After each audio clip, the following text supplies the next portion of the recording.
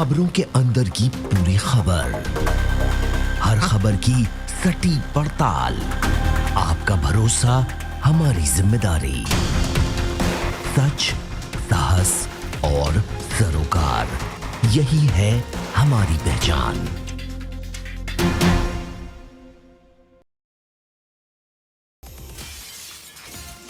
नमस्कार, स्वागत है आपका। आप देख रहे हैं प्राइम टीवी और मैं कीर्ति मंडला। कानपुर में नाबालिग छात्रा के साथ गैंगरेप, 3 युवकों ने दिया घटना को अंजाम। जी हां, रेप में एक डॉक्टर भी शामिल है। पूरी घटना की जानकारी देने के लिए इस वक्त हमारे साथ फोन लाइन पर जुड़ चुके हैं कानपुर से हमारे संवाददाता रमन गुप्ता। तो रमन जी, मैं सबसे पहले आपसे ये जानना चाहूंगी, पूरा मामला क्या है? जिस तरह की डॉक्टर का इसमें इन्वॉल्वमेंट नजर आ रहा है, इसको लेकर क्या कुछ कहना है आपका?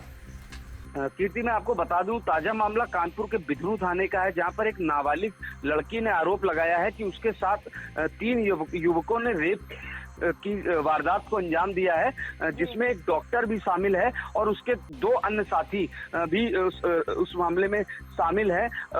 हैदराबाद की घटना से अभी भी पुलिस जो है सबक नहीं ले रही है। ताजा मामला कानपुर में देखने को मिला, जब एक युवती, उसके साथ बलात्कार हो जाता है, एक छात्रा के साथ बलात्कार हो जाता है। वो अपनी मां के साथ थाने पहुंचती है तो उसकी तहरीर तक पुलिस नहीं लेती है, और मीडिया के दबाव के बाद प्राइम टीवी जब इस खबर को प्रमुखता से चलाता है या अधिकारियों से संपर्क करता है, तब यहाँ के अधिकारियों की कानों में जू रेंगता है। उसके बाद FIR दर्ज की जाती है, लेकिन एक पीड़िता थाने के चक्कर लगा रही थी 2 दिन तक। लेकिन यहाँ के जो बिधनू थाने के SHO हैं, वो पूरे मामले को दबाने का प्रयास कर रहे थे और कहीं ना कहीं समझौता कराने का प्रयास कर रहे थे आरोपियों का उस पीड़ित परिवार के साथ। वहीं इसको लेकर पीड़ित परिवार का क्या कुछ कहना है? जो सरकार की जो लापरवाही सामने आई है, उनका क्या कुछ कहना है इस मामले पर?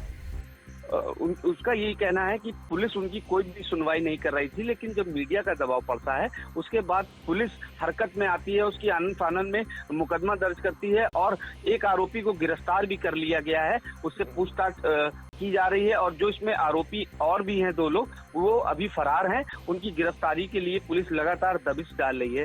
लेकिन जो पुलिस की हीला हवाली है ऐसे मामलों में, हैदराबाद में मामला हुआ, तमाम ऐसे निर्भया केस में ऐसे तमाम मामले हैं जिसमें पुलिस की हीला हवाली सामने आती है, लेकिन पुलिस अभी भी सुध नहीं ले रही है। महिलाओं के प्रति महिला सुरक्षा की बात करती है सरकार, लेकिन महिलाओं की सुरक्षा की बात सिर्फ कागजों में ही तक सीमित है, लेकिन उसे धरातल पर कैसे लाया जाए, कैसे काम किया जाए, महिलाओं का कैसे सम्मान बचाया जाए, इस पर अभी भी पुलिस कहीं ना कहीं ढीला डाले हुए। बिल्कुल रमन जी, आपने बिल्कुल सही कहा। बहुत बहुत शुक्रिया हमारे साथ जुड़ने के लिए।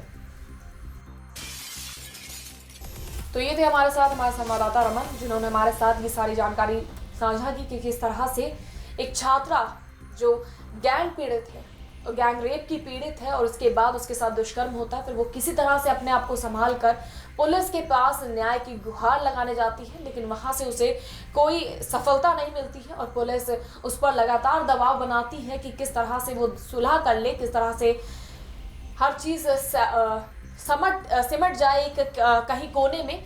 क्या यही सरकार है? क्या यही हमारा भारत है, जहां पर वाकई में, जहां पर पढ़ेगी बेटी तभी तो बढ़ेगा देश करके बातें होती हैं कि बेटियों को पढ़ाया जाए, बेटियों को बढ़ाया जाए ताकि देश भी आगे उन्नति करे? लेकिन किस हद तक जमीनी स्तर पर कब ये चीजें सच में सामने आएंगी? आज जिस देश में हम रह रहे हैं, क्या वहां वाकई जिस तरह से सरकार लाख दावे करती है कि बेटियां सुरक्षित हैं, क्या वाकई में ये बेटियां सुरक्षित हैं? क्या आपको लगता है कि आपकी बेटी अगर सुबह घर से निकल कर बाहर जा रही है और शाम को अगर वो घर वापस आती है, तो बेशक माँ बाप को लगता है कि कोई बड़ी जंग जीत ली हो? क्योंकि आज का जो माहौल है, जिस तरह से डेली कुछ ना कुछ गैंग रेप के, दुष्कर्म के, लड़कियों के साथ जिस तरह की बातें उजागर होती हैं, उससे साफ सरकार के ऊपर निशानियां, सवाल खड़े होते हैं कि क्या सरकार वाकई ही महिलाओं की सुरक्षा को लेकर पुख्ता इंतजाम कर रही है?